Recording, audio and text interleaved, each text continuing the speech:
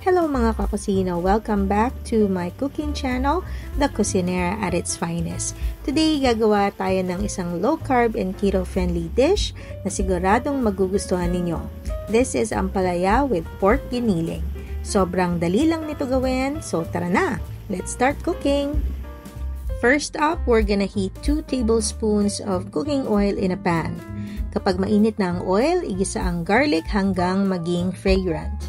Then, add the onions. Saute until soft and translucent. Add the ground pork to the pan.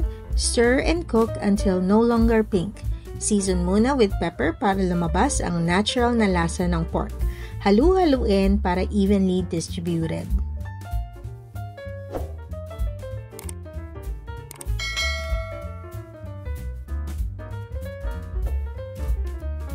Kapag luto na ang pork, add fish sauce, soy sauce, and oyster sauce. Mix everything well para maghalo ang mga flavors.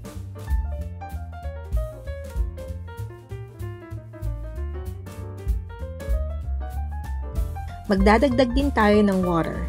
Then, let it simmer for 8 to 10 minutes para maging tender ang ating pork giniling.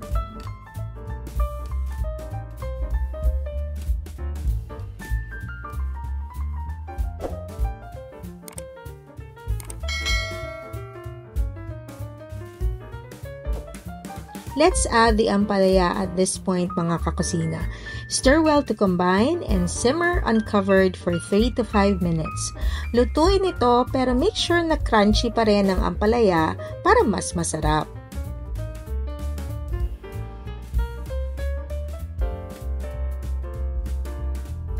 Lastly, magdadagdag tayo ng konting MSG for extra umami flavor.